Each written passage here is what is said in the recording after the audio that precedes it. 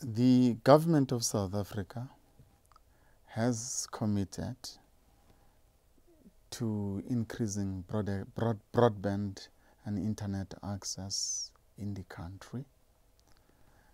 Vodacom, as a licensed operator in South Africa, has over the last 8 years or so been a significant player in terms of internet access provisioning and broadband. Now, if it's true that government is committed to increasing broadband access, and spectrum becomes an important issue, not just for Vodacom, but for South Africa and its people.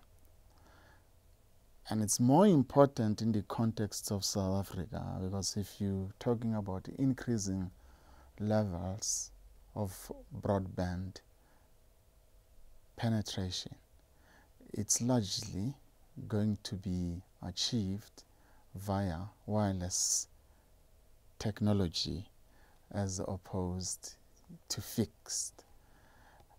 And therefore, the policy choices that you make as a government in terms of allocating the available spectrum, which in the main today would be the digital dividend spectrum in the 800 megahertz band and the 2.6 gigahertz and the 2.6 gigahertz spectrum,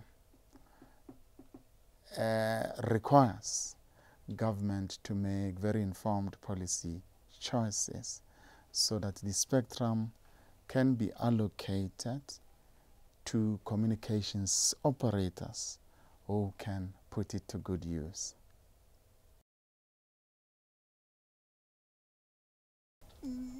Communications, or the rollout of communications infrastructure, is essentially about scope and scale. So there was an era in many of our markets, particularly in African markets, where the conventional wisdom was that the more competition you have, and I'm talking about 10 or so competitors in one market, the better for the consumers.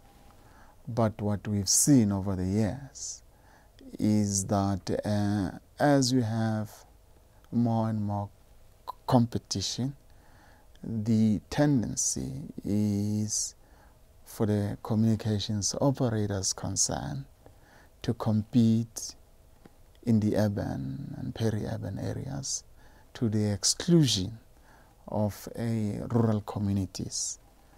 But the new trend, not just limited to Africa, but I think it extends to other parts of the world, we're seeing a great measure of consolidation in the communications sector. And it does appear that the acceptable norm is to have 3 to 4, 5 maximum competitors. Now, Vodacom has been in the South African market since the advent of mobile communications technology.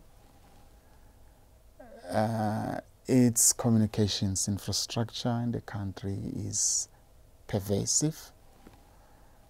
It has quite an expansive 2G and 3G network.